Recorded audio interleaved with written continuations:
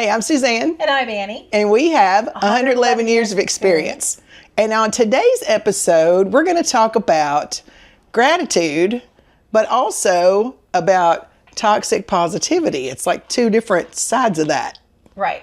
I think let's start with the gratitude because I feel like the gratitude has been so helpful.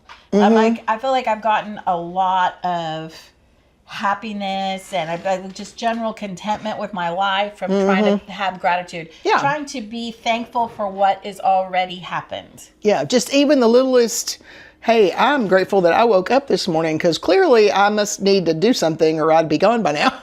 Right. There must be things I still need to do on the earth or I wouldn't have woke up. So that's one. Yeah, I always think that gratitude and comparison are kind of like opposite ends. So like if I'm comparing my life to someone who has a much different lifestyle, then sometimes I look at my life as if it's not as good. Yeah. But I do feel like gratitude really helps build contentment. So I kind of have to like I said, take off the comparison hat and put on the I'm thankful for what I have. What I have right here. What works for me may not work for you. Right. What works for you may not work for me. Yep. Everybody's different. But on the other side of it, I'm very grateful for the path I'm on. I'm very grateful for the things that have happened. Some days are, that's all you get is to just be grateful because it's hard. It is hard. Sometimes it's hard. Yeah. I mean, this world right this minute is dark and it's easy to fall into the spiral of dark. Yeah. You got to be careful. Yeah. It's very without thinking about what is good.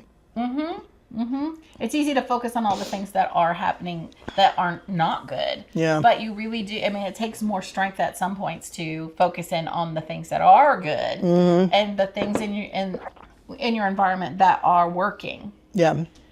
Because it doesn't always feel like it. Right. Or like there's enough little fires in your life that you just feel like a firefighter. You're just always putting out little fires. Putting it out here, putting it out there. I got to deal with this. And I've got to deal with this. And look at that, I need a new tire. And look at that, I need this. And, like just things. And this kid's sick and. Yeah. Right. And that bill's due and. Yeah. We don't have enough in the bank for this and Yeah, it's easy to get wrapped up in all of those things. Yeah. I feel like for me, period. I mean I think that when you have little problems pop up, it's easy to focus on those little problems.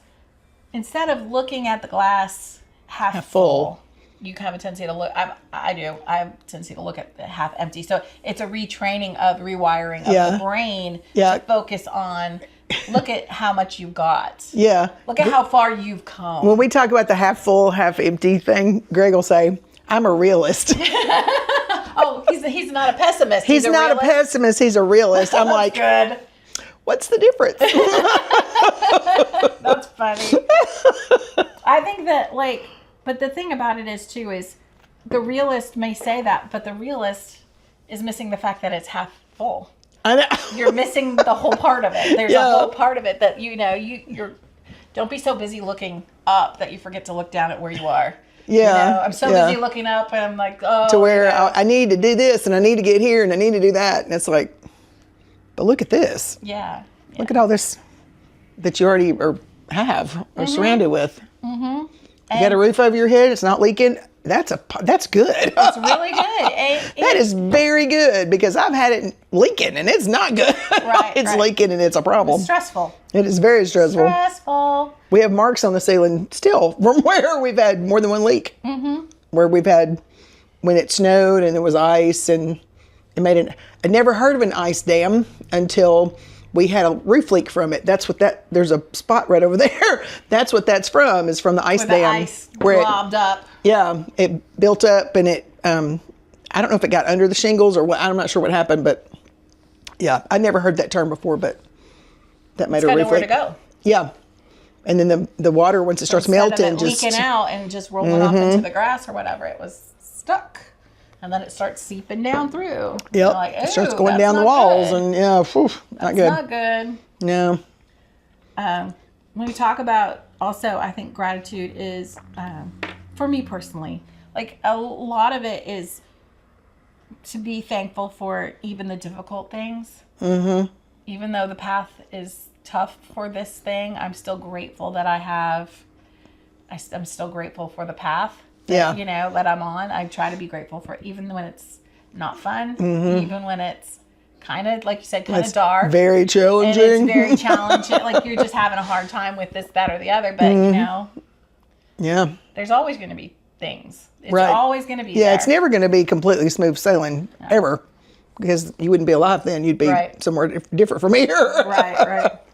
We're supposed to have challenges. That's why we're down here. That's how you learn. You know, it is through struggle that we learn the best. Struggle is a huge part. And to be thankful for struggle, that takes a whole nother level of being a grown-up. Yeah. And I don't think I've learned that until just recently, like in the past, I don't know, struggle, 5 years maybe. Yeah, I mean, just recently. And gratitude is hard to put together in the brain. Like it does take it's a reach. So like to say I'm struggling and I'm going to be grateful for my struggle. Yeah, it's like, what? That sounds kind of crazy. It sounds opposite, right? Yeah. And so, but really it is through the struggle that we become stronger. We become smarter. We become sharper. It is iron that sharpens iron. Yep. So you have to take the attitude of this is going to make me better. Even though I don't like any of it. Even though you're not feeling that. Yeah, in that moment. You don't feel that at all. Yeah, I can totally say there's been a number of moments in my life when I've looked at my situation and been like, oh no, I wasn't feeling that grateful for my struggle at that point in time. But not even later, close. I'm going to say later, and as and I you have look aged, back, I see where that was a huge turning point, and it had a huge effect on me, the way I was handling things was not working, and I needed to make a big change. And so it so now as looking backwards, it's easier to be grateful for that struggle that I really wasn't that grateful for in the moment. But that's what also helped develop me into the person that I am right now today. Yeah, it helped condition me into being whatever it is, stronger, smarter. Yeah. In some ways safer, some ways, just, it is funny though how life is like that. And we don't feel that way in the moment. No. You just sure don't feel that way in the moment. In the moment, I think if I had gone through that job loss earlier in my life, I think it would have crushed. I mean, I'm not saying it didn't crush me. It did. But I think it would have been a whole lot harder for me to go, well, okay, this is not where I'm supposed to be. Right. Then I've got to be I'm supposed to be somewhere else, but I don't know where that is yet. I thought I didn't belong there, but I also thought, it's just because everything's new. Because everything was new. I went from a completely different, from being in one school system my entire career to being in a completely different system. Right. And everything was different. Even the email was, I was like, oh my gosh, this email's different. Getting a sub is different. Everything was different. And I was like, well, and all the people I taught with, even though I knew some of them, because I taught with them in the county, being in with the city, it was just a whole different thing. And I just was like, this is just going to take me a minute to figure this out, because I really did feel like I belonged there. But then I was like, it's just me trying to adjust. And then I was like, they were like, kick you off the island. Nope, you don't belong here. And I thought, well, then I'm going straight back to the county, because that's where I do belong. That's where I felt comfortable there. I felt comfortable with that. That was much better. Yep. That was much better. So I knew it, even though it, dagger to the heart, right. And punch your gut out. A punch in the gut. That's exactly what that was. Yeah, it's like somebody just kicked me in the stomach. Yep. Because it just knocks the wind out of you. It totally did. Yeah. Yep, it totally did. And now you can look back and be grateful for those changes. But in that moment, were you grateful? No, I was just scared. Just scared. To start with. just frightened. Yeah. I was just afraid scared. of, what's going to happen next? Yeah. I didn't plan. Am I going to be able to find a job? And I got to have insurance, because I was the one carrying insurance, so it freaked me out that way. Yeah. But I knew I wasn't supposed to be there after the fact. I thought, well, then I'm not supposed to be there. The vibe was never so right. where it wasn't, and I just couldn't figure it out. Right. And I just kept thinking it was because I wasn't. You were thinking there was something you were doing. Yeah. That the vibe wasn't right. And it wasn't me. But it wasn't you. It was everything else. I was in the wrong place. Yeah. Yeah. But you had to have it so you could know when you were in the right place. Yes. Yes. So yes. Yeah. I mean, there's been situations that come across my life that have been very similar, where it was just not the right place. This situation was just not right. Yeah. And there was very little I could do about it until finally things moved the way they're supposed to. And then things got placed. It was much better after that. But you can't know that you're in the wrong place until you have the struggle. Right. until you have the problems. Yeah. The other thing about that is I always say, people don't change generally without discomfort. Struggle. Yeah. Struggle or discomfort. That's the truth. I mean, that's really it. That's the truth. I mean, that's a true human nature-y thing. I think none of us really will change unless it becomes uncomfortable. Yeah. Or it becomes, problematic or whatever, and then we'll be more likely to look for a change. I think in general, most people are like, well, let's just let it go and we'll just ride it out and see how it goes. But I really do feel like at this point in my life, I'm more likely to be like, okay, well, let's just try something else. Yeah, that didn't work. So let's go. Let's pivot. Let's try something else. Yeah, pivot. And go another direction. Yeah. So, and sometimes just because I can see that's obvious that it's not right doesn't mean the person who may be with me or in the that they can see it. Yeah. So sometimes I may have a full vision of the fact that this is not working. This problem is not. It's not. Yeah. It's not, like you said, this person isn't where they're supposed to be, or I'm not where I'm supposed to be, or whatever. And to get moved, it can feel traumatic. But generally, when I would say God moves you, it is generally, for me, it has been a positive thing. It's hard to follow that in the moment and not second guess. Well, like when you switch from one school to the other school. Yes. What was it that made you go, I've been doing this one spot for a while. I'm gonna take that leap. I'm gonna say I felt like I really was, because something has to move you. I really felt like I had grown as much as I could in that position. I mean, I'd been there for 14 years, and it was really becoming not redundant, but I felt like I'd grown as far as I could with that. Yeah. And so when I had the opportunity come around that it was going to be a completely different environment, I thought, why not? You know what I mean? Yeah. Why not? Because I knew I'd gotten as far in my learning of that position that I felt like I was going to get with the situations that I was getting put into. If that makes any sense. I've learned how to do that. I know how to do that. Yeah. I was ready for a new challenge. Yeah. In the moment, I was scared, but I figured, I would try it and see what happened. If worse, and that's kind of how I feel like with a lot of changes, if worse comes to worse, I will give it so much time. And if for whatever reason, at the end of that time, I'm still not happy about it, I will do a flip and change something. Yeah. Usually, that's a good thing about teaching too. People don't really realize, but every year you start a brand new year, you're starting a brand new program. Sometimes everything is different. You may have the same kids, you may not. Yeah. And in a lot of the times, you recreate a brand new thing every year. Every year, yeah. Especially classroom even though, teachers. right. Well, with us, we have the whole school being a related arts teacher. So we're teaching a lot of the same things, maybe not exactly, but a lot of the same things to the same grade levels. Right. But especially in a school that big, when you have 8 second grades or, that many of a grade level, 6, 8, 7, and you're doing that lesson 8 times in a week or however long it takes the rotation to go, a week and a couple of days. Every class is different. Right. And so even though you've got this lesson, you teach it 8 times, you're never going to teach it 2 times the same way. The same way every time. You're going to start it that way, but it's never going to end up that way. It's not like a copy paste repeat. It's not. It's because completely every its class own moves new different. thing. Yeah. And some classes move really fast. Yeah. And some classes do not. Yeah. And some classes can handle more relaxed, and some need can't. More some can't structure. get. Some don't get that far because you're too busy going. All right. You got to handle other things. Favorite. That's not safe. That's not safe. Why are you being unsafe? Stop being unsafe. That's really pretty much. I mean, in a nutshell. But that's a good way to. That's a way to feel. Yeah. Why do you have to be unsafe? Remember that fire.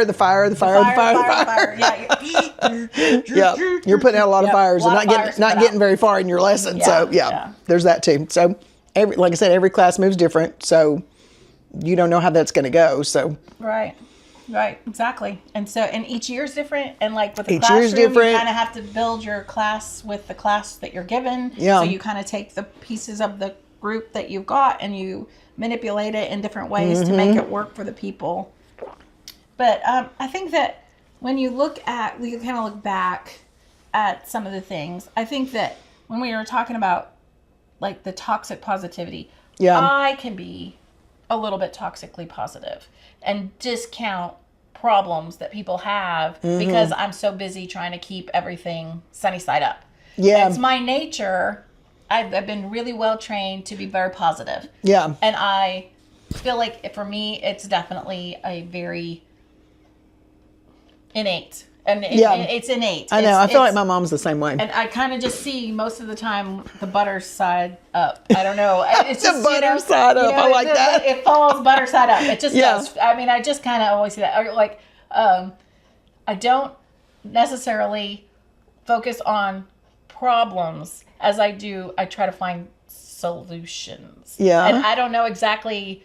I think my mom is a little bit like that. Yeah, we're very influenced by our moms. Yeah, well, I mean, that's one of the most important people in your life. Racing. Yeah. I mean, and if they are, and I'm not saying my mom was toxic. I'm going to say, let me go out there. My mom is not toxically positive.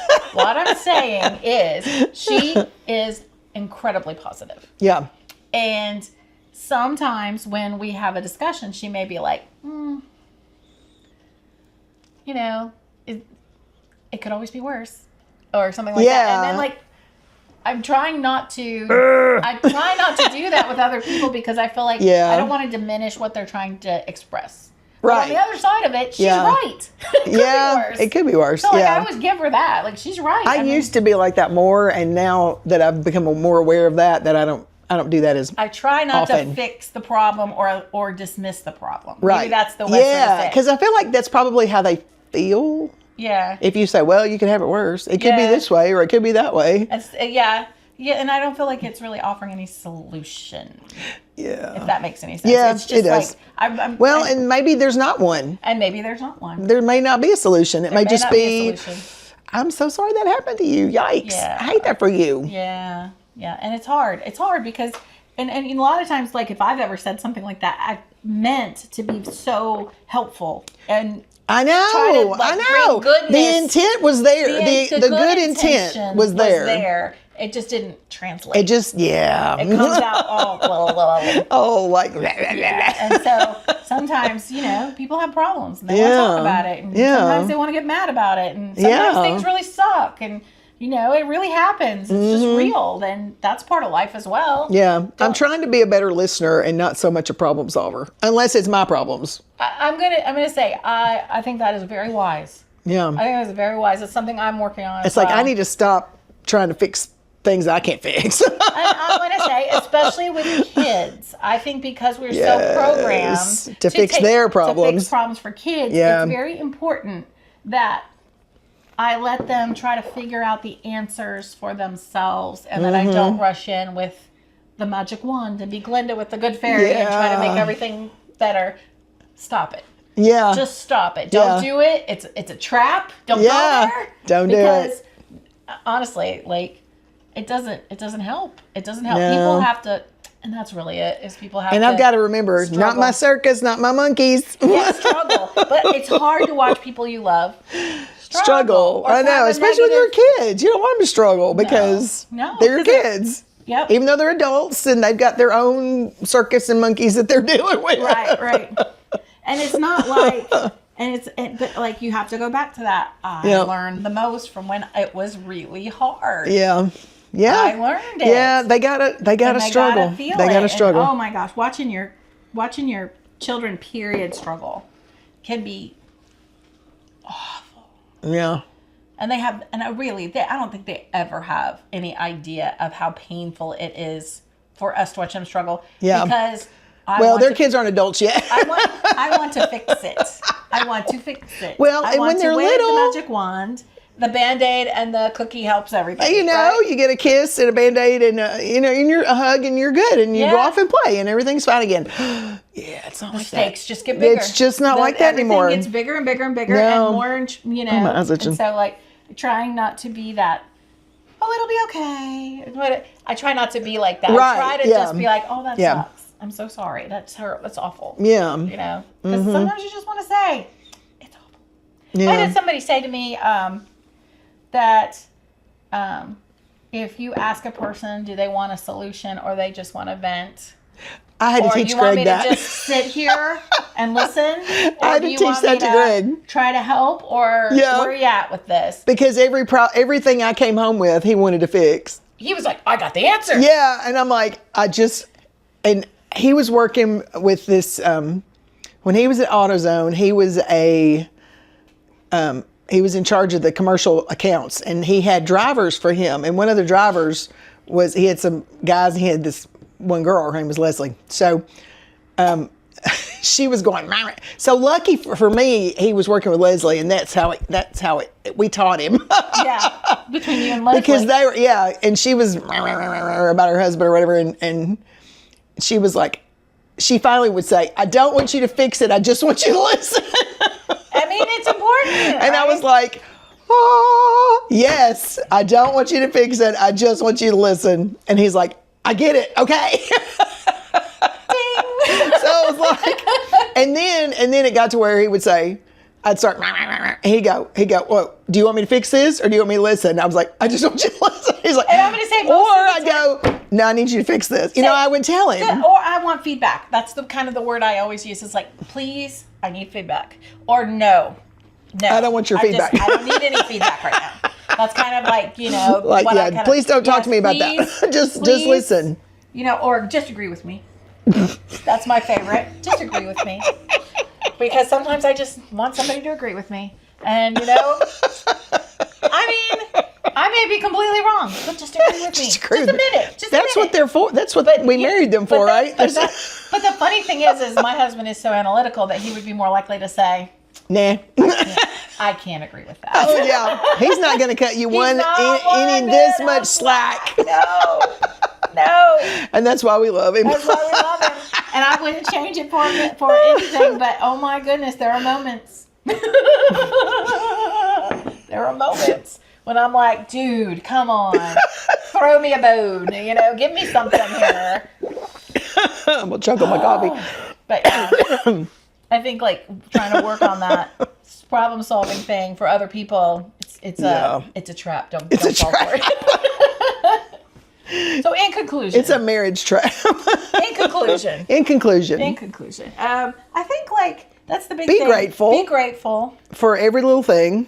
Or all the little things. As much as you can be. As much as you can be. Yeah. Especially if you're feeling not grateful. That's probably when you need to be the most grateful. Right. It's when you're not feeling it. And struggle is part of it. And it's okay. And it's okay.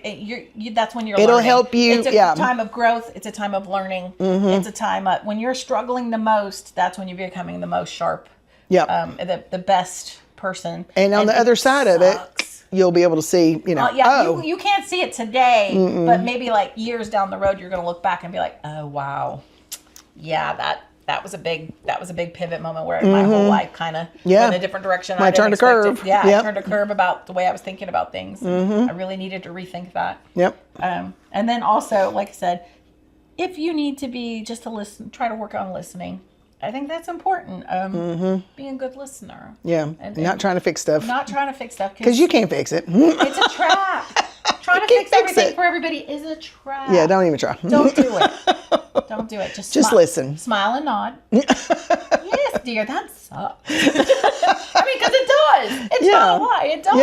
Yeah. We go through some crappy things in our lives. Oh, yeah. But in the long run, it makes us tougher, stronger, smarter. It's just hard to see it in that moment. Yeah, for sure. All right. Well, if you like this episode, we've got a bunch of episodes on YouTube. Yes, we do. We have a lot. I was looking back. I was like, wow. We've done. You can, if you haven't subscribed to our channel, you can totally do that. Subscribe. The best thing and to leave do comments is to leave a comment. I feel like the comments that we get are so awesome, and you don't even know how excited we all get when someone comments. It is like it's like oh, the rainbow comes they were out. Watching us. Yeah. And even if it's just enjoyed listening today or something like that. It doesn't have to be anything crazy. If you want to share something, we really love that. Yeah. But you don't have to if you don't want to. No. But like is great. Comments. That's 100%. That's 100% good stuff right there. So yeah, give us a comment if you feel like if you just want to even just let us know that you listened. Yeah. Just give us a little word in there. Yeah, because we don't really know. Something like gratitude. If you could put the word gratitude in there, that would just let us know that people are listening. And sometimes it's just paying attention. Yeah. Very good. All right. We'll see you guys soon. All right. Bye-bye.